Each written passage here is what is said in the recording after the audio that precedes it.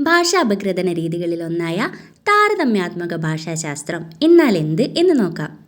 രണ്ടോ അതിലധികമോ ബഹുകാലിക വിവരണങ്ങളുടെ താരതമ്യമാണ് താരതമ്യാത്മക ഭാഷാശാസ്ത്രം. എന്താണ് ബഹുകാലിക വിവരണങ്ങൾ എന്നറിയണ്ടേ?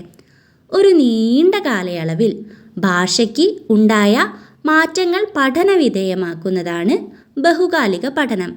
അത്തരത്തിലുള്ള രണ്ടോ അതിലധികമോ ബഹുകാലിക പഠനങ്ങൾ എടുത്ത് അവയുടെ താരതമ്യ പഠനം നടത്തുകയാണെങ്കിൽ അതാണ് താരതമ്യാത്മക ഭാഷാശാസ്ത്രം. ഉദാഹരണം നോക്കാം. ദ്രാവിഡ ഭാഷകളുടെ താരതമ്യം.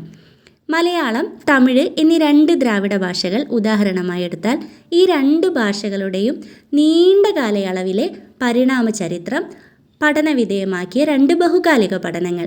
അത്തരത്തിലുള്ള 2 ബഹുകാലിക പഠനങ്ങൾ നാം വീണ്ടും താരതമ്യത്തിന് വിധേയമാക്കുകയാണെങ്കിൽ അത് താരതമ്യാത്മക ഭാഷാശാസ്ത്രത്തിന് ഉദാഹരണമായി വരുന്നു.